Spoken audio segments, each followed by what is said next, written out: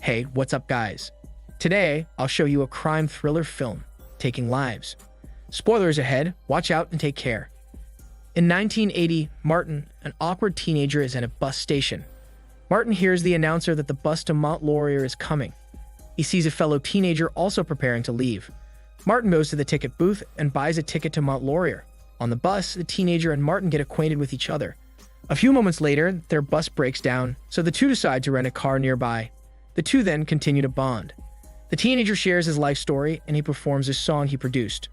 Shortly after, bad luck happens as their car's tire blows. Martin had never changed a tire before, so the teenager volunteers to fix it. As the teenager changes the tire, Martin sees a truck coming. Instead of informing him about it, Martin comments that they are the same height and kicks the teenager. The teenager immediately collides with the truck. The vehicle gets destroyed, and the driver ends up getting killed. Martin checks the truck and goes to the severely injured teenager. Martin takes his wallet and kills him with a sharp rock.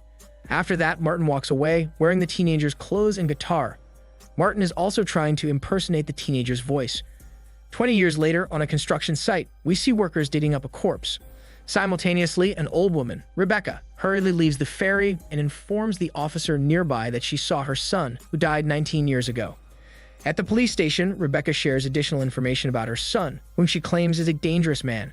Thereupon, the police inspectors decide to summon an FBI agent, Alina, who specializes in profiling. They find the Alina lying on a grave in the construction site where the workers found the corpse. Based on her observations, Alina shares that the killer carefully planned the murder because the tomb was dug neatly and precisely. She adds that the killer must have been stalking the victim. That is why he knew that the victim would go to the site. Alina also claims that the killer wanted the authorities to find the body. Following that, the three investigators wait outside the morgue as Alina examines the corpse, whose hands are cut off and face smashed. After a while, Alina asks the three if they can conduct a skull reconstruction to identify the victim. They inform Alina that forensics are in the process. The following day, one inspector summons Alina again as they found a body last night with the same injuries as the first body. The killer failed to cut off the hand, as he was interrupted by a witness. Inspector takes Alina behind the interrogation room to watch the officer who is interrogating the witness, Costa, who is an art dealer. Alina keenly observes Costa's behavior as he describes the scene and the killer. Costa offers to draw the killer, so Alina replaces the officer in the interrogation room. Costa describes the killer's traits vividly as he draws him. Alina takes a folder and purposely drops the garrote found on the victim's neck. Costa starts to freak out as he recognizes the evidence. Costa calms himself and attempts to convince Alina that he is innocent and promises to help them catch the killer with the help of his drawing. Seconds later, Alina comes out and informs everyone that Costa is innocent. To prove her point, Alina shares her observations. The pattern mark on the recent victim's neck shows the killer is left-handed, and she points out that Costa is right-handed.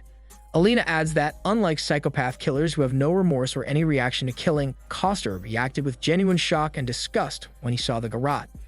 The following day, the officer informs Alina about the body's identity found at the construction site. The victim was a freelance scuba diver, identified by his sister.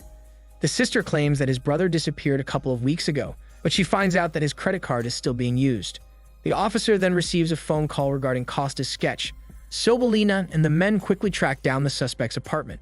When they arrive, the officer deals with the apartment's landlord while the policeman and Alina come inside.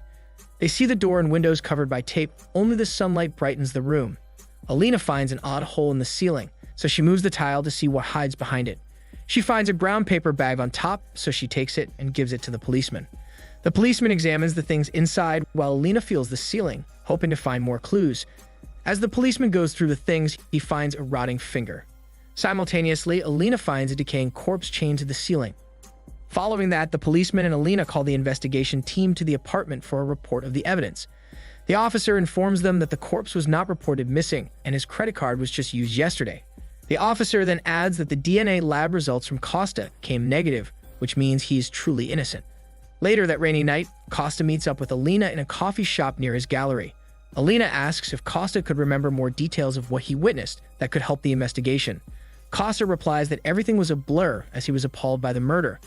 Shortly after, Costa shares that he started as an art dealer after he finished school. He went to Thailand where he met a strange older man who was a broke painter. He gave Costa his door paintings and Costa brought them home. Not long enough, Costa sold the paintings and gave the money to the painter, who was very grateful for the small amount. After Costa shares his story, Alina writes her number on a piece of paper and gives it to Costa if he remembers anything else.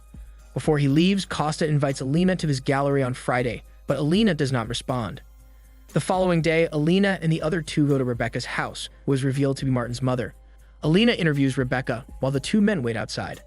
Rebecca shares that she saw her dead son on a ferry to Quebec City. Alina notices the picture frames in the living room, so Rebecca informs her that Martin had an older identical twin brother. Unfortunately, Martin's brother died while they were teenagers. He died saving Martin, who fell on a raft. After the incident, Martin became violent and a rebel after his brother's death.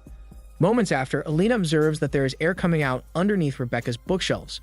Alina remains silent about her observation as she leaves Rebecca's house. When she gets to the policeman and the officer, she asks how long it does take to dig up a grave. Following that, they dig up the body, which is presumed to be Martin's, for examination. The forensic informs them that Rebecca claimed that her son only had one broken bone in his life. When they observe the cadaver, they discover that it suffered numerous broken bones, meaning that it might not be Martin's and Martin might still be alive. With this discovery, Martin becomes the suspect, and the authorities let Rebecca stay in a hotel under their custody. Alina informs Inspector that there might be a hidden door by the bookcase. Inspector replies that although Rebecca's house is under the department's protection, they have no power to search it. Despite that, Alina still continues to investigate the house. She quickly picklocked the door and goes straight to the bookcase. As she expected, she finds a room downstairs. Alina wanders the room and lies on a bed. She observes around and sees Martin's name engraved on a piece of wood. All of a sudden, a man from underneath her surprises her with attacks. Alina fights back, but the attacker hits her again and quickly runs away. Later that day, while Alina is in the bathtub, she receives a call from the policeman. Based on the investigators, the attacker might come from the second-story window, as Rebecca claimed that only she had the key. As Alina talks to the policeman, she notices something on the files related to Martin. Alina asks the policeman to meet her tomorrow, as she realizes something. The following day, Alina gathers the officers assigned to the case and shares what she discovered. She found out that Martin took the lives of his victims and copies their identities. He faked his death 20 years ago, killed the teenager, and lived his life. But Martin never stopped at that. He repeated this to his next victim. He took over their lives, their apartments, used their credit cards, and even paid their taxes. After talking to Rebecca, Alina realizes that Rebecca favored Martin's twin brother, and Rebecca probably thinks that Martin has something to do with his brother's death. Because of that, Martin had to abandon his own identity. That is why he searches for victims, so that he could have his own life. After the meeting, the officer receives a phone call saying that someone broke into Costa's gallery. They immediately go to Costa's gallery, and the investigators inform him that only his business checkbook is stolen. Costa tells them that his door was broken down when he came back from the coffee shop, and his desk was in a mess. On Costa's note, Alina sees a guy's name, so she asks him about it. Costa shares that the guy is a potential buyer. However, the guy was the chained body Alina and the policeman found in the apartment. Because of that, the police put Costa in their custody, with a surveillance team guarding his apartment and gallery. After that, Alina drives Costa to his apartment, where they find a mysterious man nicknamed Mr. Mystery waiting nearby. Mr. Mystery watches from afar as he cannot get to Costa. Meanwhile, in the car, Costa and Alina start to get acquainted. Alina shares that she accidentally killed an intruder when she was a child, and that has been her pressure ever since. That is why she became an FBI profiler. The following day, the authorities use Costa as bait for their operation to lure Martin. Costa is in the bar, anxious as he waits and observes for any sign of Martin. Shortly after, he sees an anonymous note instructing him to go to the bathroom. Costa informs the authorities about it through the small microphone in his body. Costa starts to get paranoid, but he still comes to the restroom despite that. One by one, he checks the stalls, but he finds no one. The officer then appears and instructs Costa to go outside. As he gets out, the authorities inform him that they decided to cut off the operation as Martin might have an idea about it. This freaks out Costa as Martin already made his move. Later that day, the officer and Alina take Costa to his apartment, and 2 other officers are assigned to guard Costa's apartment. The next day, Alina informs Inspector that she will leave as the police have a lead and a witness already. However, Inspector refuses to let her go as they need someone to get into Martin's head. Alina then confesses that she has unprofessional feelings towards Costa, which might affect her judgments. Inspector knows that Alina is not an easy girl, so he pleads with her to stay, as they need her help to catch Martin and close the case. Later that day, Alina comes with Montreal police to Costa's gallery show. As Costa talks with potential clients, he sees Mr. Mystery waving at him. He notices Costa looking at Alina, and before they can catch him, Mr. Mystery immediately runs outside. Alina and the officer chase Mr. Mystery, but they lose him in the crowd celebrating a festival. Because of that, they decide to move Costa to Toronto. The next day, the policeman waits for Costa outside as Costa gets his remaining belongings for the flight. However, Mr. Mystery suddenly appears in his apartment. Mr. Mystery chokes Costa, who cannot fight as fear strikes him. Mr. Mystery claims that Costa owes something to him. Although running out of air, Costa kicks Mr. Mystery in the shin and immediately goes to his duffel bags. He takes his gun, puts the ammo, and pulls the trigger towards Mr. Mystery. However, he forgets to cock it, so Mr. Mystery punches Costa. Simultaneously, the policeman hears Costa screaming for help. The policeman immediately runs to the apartment, and at that same time, Alina arrives outside. The policeman finds Mr. Mystery clutching onto Costa, and he instructs Mr. Mystery to stop. Outside, Alina hears gunshots noises, so she quickly goes to Costa's apartment. There, she sees the policeman bathing in his blood. Alina looks for Costa, but she cannot find him anywhere, so she calls for backup and an ambulance for the policeman. She hears tires screeching, so she quickly returns to her vehicle to chase it. The fast and furious chase continues on a highway bridge, where the suspect's vehicle collides with construction equipment. Alina immediately stops her car and goes out to check it, only to see Costa firing his gun at Mr. Mystery repeatedly to make sure he is dead. Alina runs towards him and takes him away just in time before the car explodes. After that incident, while Costa gets his wounds stitched, Costa apologizes for the policeman's death as he feels responsible for it. Inspector informs him that the case is over. Later that night, Costa visits Alina's hotel room. There are no words between them. A while later, after calling Alina to the morgue, Inspector brings in Rebecca at the morgue to identify if the charred body that attacked Costa is Martin's. Rebecca takes a look at the corpse's eye, and she just leaves without a word, indicating that the police got the wrong target again. Alina follows her, but Rebecca is already in the elevator. While in there, Rebecca hears a man behind her calling her mother. In fear, Rebecca turns around and sees Costa looking at her. Costa quickly stops Rebecca before she can press the emergency button while Alina uses the stairs. It turns out Costa is the serial killer, Martin, all along.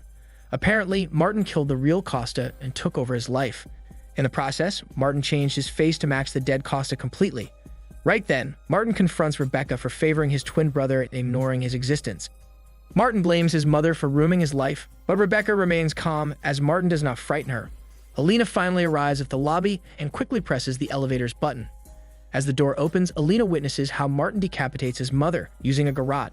Alina stands there, shocked as the realization hits her, unable to stop the elevator from closing. Inspector and the officer catch Alina before she falls. Alina informs the police that the man, who they know as Costa, is the real Martin. The two officers immediately run downstairs to catch Martin, but he has already escaped. Moments after, Martin is at the train station to select his next victim.